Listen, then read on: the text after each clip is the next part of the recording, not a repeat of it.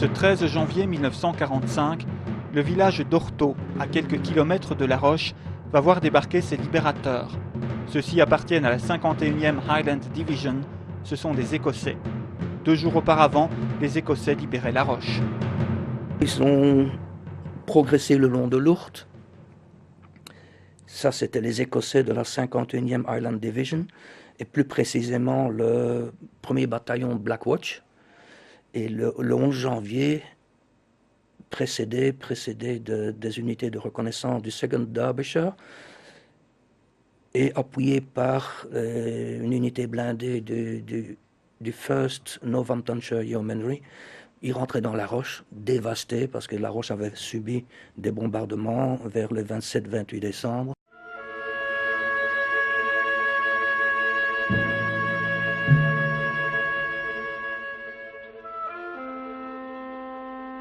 Ils sont rentrés dans La Roche dévastés, où les Allemands étaient encore en position. Donc il y a eu des combats.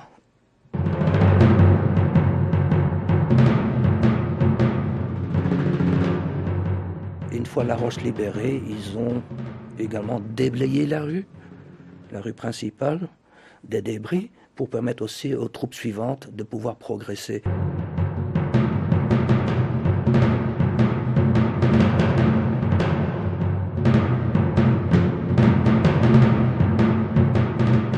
Franz Jacquet se souvient des instants qui ont précédé l'arrivée des libérateurs. Lui et sa famille étaient alors réfugiés dans le petit hameau de Buisson, sur les hauteurs de La Roche. À un moment donné, est entré un officier qui a donné un ordre assez brusque. Les Allemands sont sortis. Puis à ce moment-là, mitrailleuses, fusils, et même le canon du char a tiré.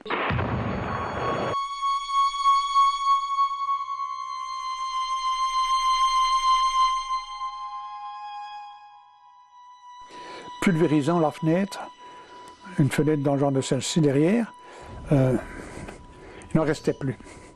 Et il faisait un froid. Et là, Madame Petit demande à un Allemand qui était là, monsieur, elle dit, vous voulez pas mettre une couverture, elle dit, pour les petits-enfants? Ya, il dit, alors, il s'est mis debout et il a mis la couverture pour nous protéger de la bise. Et puis, il y a eu trois escarmouches dans le genre-là. Mais la troisième fois, ils ont tous, j'ai entendu le char qui se remettait en route. Et tous les Allemands ont sauté sur le char. Le char, on a entendu pivoter le char sur la rue. Et le char est parti. Après un solide bombardement de mortiers, qui n'atteindra heureusement pas la maison où sont réfugiés les civils, ceux-ci voient débarquer les Écossais. Tous les regards étaient rivés sur cette couverture. On savait que c'était de là que le danger allait venir, et nos libérateurs aussi. Et à un moment donné, j'ai vu le coin de cette chose, le jour pointait, j'ai vu le coin de cette couverture se soulever, et un Anglais, il dit « No Bosch here ». Alors mon père tout de suite lui a dit en anglais « Non, il dit « Ce sont tous des civils de La Roche ici ». Alors il est entré, avec une lampe de poche, il est entré dans la pièce, il a regardé. « Ok », il dit « Tout le monde reste là, ne bouge pas ». Et il dit « À l'étage ». On ne sait pas dire. Il est resté là, on va voir. Ils étaient deux. Ils sont montés à deux. Puis tout le tour de la maison, regardaient en dessous des lits, regardaient dans les armoires. Il n'y avait plus personne. Et puis alors, on a attendu une demi-heure que le gros de la troupe soit arrivé. Et quand le gros de la troupe est arrivé, ben, c'était fini. Bon.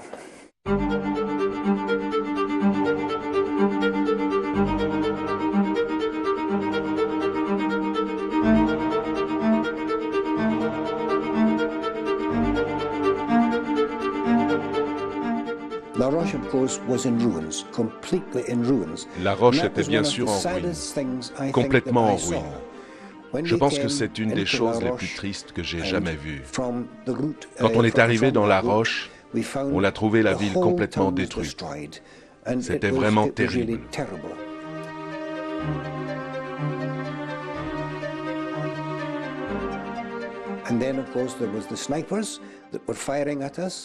Et bien sûr, il y avait des snipers qui nous tiraient dessus. Il y avait les tirs de mortier et d'obus. Donc, quand on est entré dans la ville, on a dû prendre position afin de nous protéger contre le feu ennemi et de nettoyer progressivement les positions ennemies autour de la ville.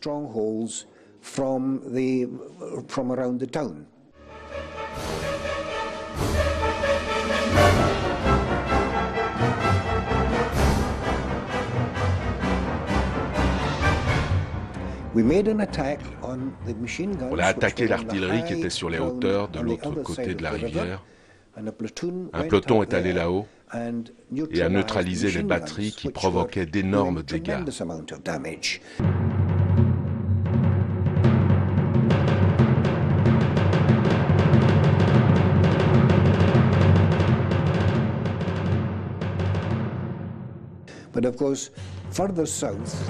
Et bien sûr, plus au sud, les points d'observation pour l'artillerie étaient encore là.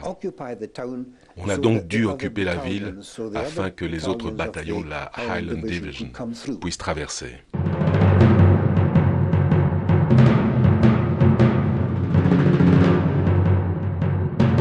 Bill Robertson et le bataillon de Gordon Highlanders arrivent un peu plus tard à La Roche, alors que des tirs d'obus continuent de secouer la ville.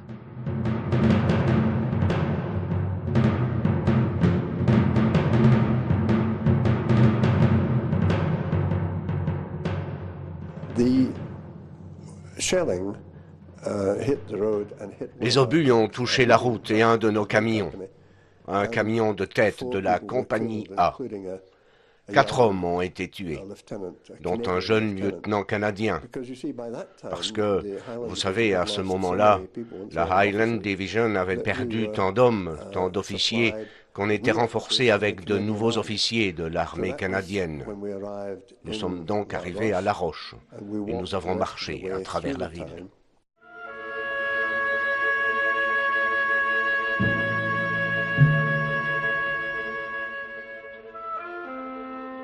Ralph James Howgood n'est pas entré à La Roche, mais il se souvient de la libération du village de Ronchampé. On a suivi le chemin qui conduisait à La Roche. Quelqu'un nous a tiré dessus et les deux compagnies, la B et la C, se sont couchées dans la neige.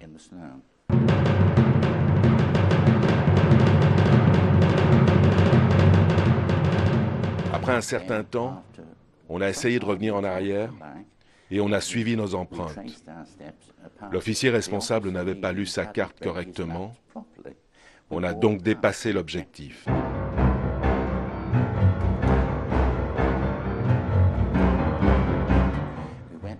On a suivi un petit chemin vers Ronchampé et à 2 heures du matin, on a nettoyé le village en grimpant sur les clôtures. Il y avait beaucoup de neige, très profonde. Il faisait très froid. On a seulement trouvé 10 Allemands endormis dans une cave.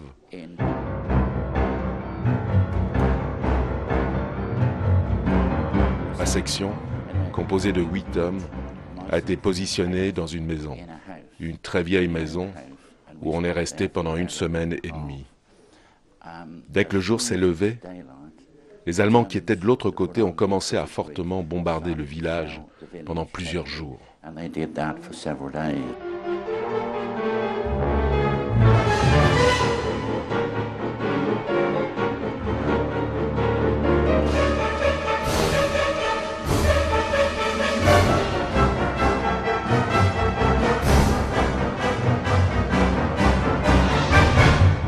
Ce 13 décembre, les Écossais libèrent le village d'Orto. Alors qu'on entrait, les Allemands sortaient. Il y avait encore de la nourriture chaude, presque chaude.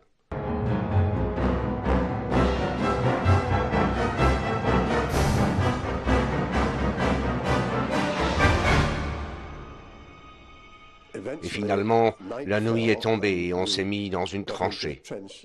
Pas une tranchée qu'on a creusée, parce qu'on n'aurait pas pu creuser.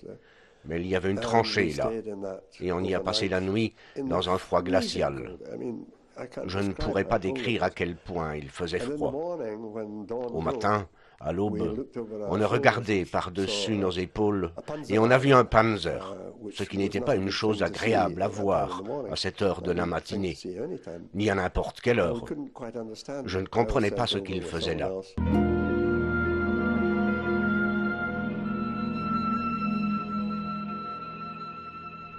J'ai alors envoyé quelqu'un en observation. Et à l'intérieur du Panzer, il y avait 10 hommes appartenant au Waffen-SS, complètement congelés. Ils avaient été touchés par une roquette, mais ils étaient intacts, dans leur uniforme, avec leur équipement. Ils étaient assis là, comme des statues. Une vision très spéciale qui m'a accompagné jusqu'à aujourd'hui. Lives with me today.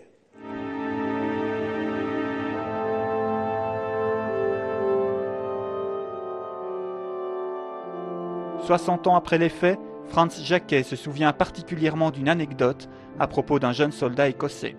Il y en avait quelques-uns qui parlaient très bien français, et il y en a un qui m'aborde et qui me parle en français. Et ça me semblait bizarre parce que ces gars avaient un béret avec un pompon rouge. Je me dis, qu'est-ce que c'est que ça pour de... Et je lui demande. Ah, mais c'est un régiment écossais. Mais il dit, moi je suis londonien, hein, dit-il. Mais je suis engagé dans ce régiment-là. Alors il dit, on a fait El Alamein, où nous avons fait Tobruk, fait toute l'Afrique du Nord. Et innocemment, je dis, ah bah, ça va faire joli par là. Et il me dit, voulez-vous voir des photos? Alors je dis, oui, je veux bien. Alors il dit, attendez. Et il sort. Il va sur la route, rejoint sa chenillette qui est un peu plus loin. Et à un moment donné, il y a une des dames qui était dans la maison qui crie à mon père, parce que Jacquet dit vite aux Anglais qu'un de leurs hommes est tombé sur la route. Parce qu'à tout moment, il y a des obus qui venaient cloter par-ci, par-là. Alors, mon père le dit à un officier, il dit, je crois qu'il y a un de vos hommes qui vient de tomber. L'officier donne quelques ordres au brancardier. Bon, et je suis accaparé par d'autres soldats anglais, je discute avec eux. Et puis à un moment donné, mon frère vient me chercher. Il y a un Anglais de tué. Ben, je dis, il paraît ça. Viens voir. Ils l'ont mis là au pignon de la maison.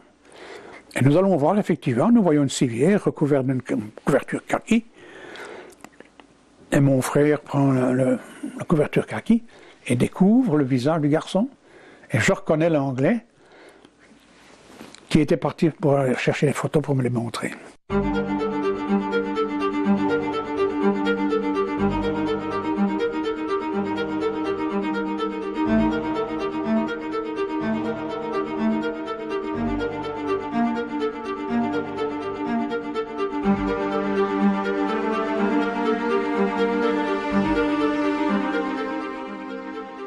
It was so cold that we thought we would die with the cold rather than the Germans. Il faisait tellement froid qu'on pensait qu'on allait mourir, plutôt à cause du froid que des Allemands.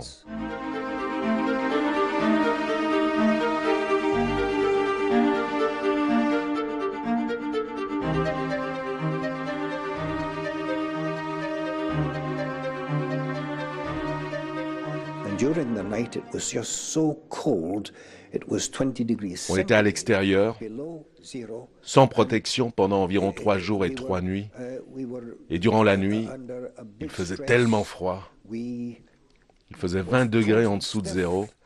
Et on était soumis à un gros stress. On était complètement gelés. Nos fusils étaient complètement gelés. On ne pouvait pas s'en servir. Les batteries d'artillerie étaient complètement gelées.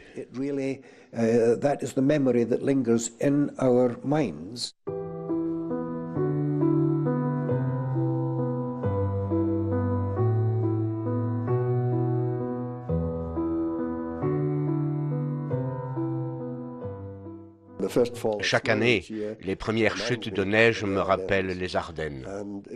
S'il fait froid en Écosse, je pense que c'était bien pire en Ardennes en 1944. J'ai eu un bonus de vie de 60 ans. Beaucoup de mes camarades ne l'ont pas eu. Ils ont perdu la vie.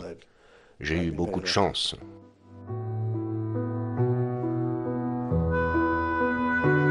Bastogne, le 14 janvier 1945. Des nuages dans un ciel clair, c'est ce qui m'attend en sortant des ruines de la maison d'Elisabeth. Il fait très froid, mais j'ai l'impression de réciter toujours les mêmes litanies. Arrivée dans la chambre des 2 amis, Jeanne est souriante.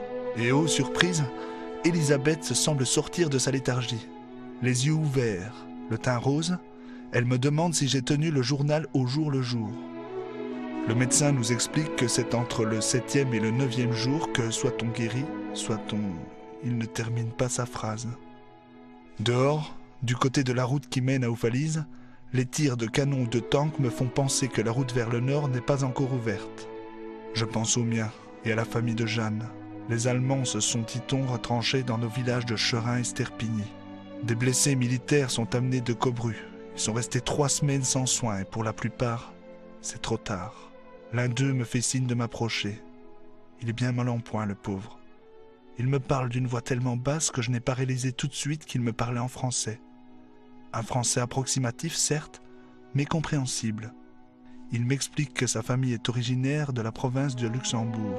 Ardoisier, son grand-père est parti d'Herbemont en 1902. Il s'est installé en Pennsylvanie. Il me tend des lettres qu'il devait remettre à la famille restée au pays. Il sent que sa route s'arrêtera à Bastogne et qu'il mourra au pays des siens. Je mens, en lui promettant que j'irai avec lui à Herbemont. Je reviens un peu ébranlé dans la chambre chauffée de Jeanne et Elisabeth. Dans l'après-midi, le soldat boulanger Sam est décédé des suites de ses blessures. Il n'ira pas à Herbemont. La mort ne veut pas que l'amitié naisse entre des Américains et moi. Quel gâchis! Elisabeth reprend du poil de la bête, si j'ose dire. C'est Jeanne qui doit tempérer son impétuosité. Elle veut déjà se lever. Elle se demande si l'hôpital militaire n'a pas besoin d'elle. Les médecins, infirmiers et brancardiers militaires viennent lui rendre visite tour à tour. Un officier américain entre solennellement et la décore pour son dévouement au service des soldats du peuple américain. L'émotion nous gagne tous. Les larmes inondent nos visages. La victoire est à portée de main. C'est ce que nous confie le colonel qui a rendu les honneurs à Elisabeth. On ne demande qu'à le croire. Demain, si elle le désire, je lui rendrai son journal. Pourtant, je m'y attache à ce cahier. J'aime lui confier le déroulement de mes journées. J'avais pris l'engagement de trouver une place pour Fernand, le musicien des rues, afin qu'il retrouve ses parents. C'est Guy qui l'a pris en charge. Il est donc dans de bonnes mains. Le chien du gamin était aussi du voyage. Je vais passer une bonne nuit. On ne sait jamais.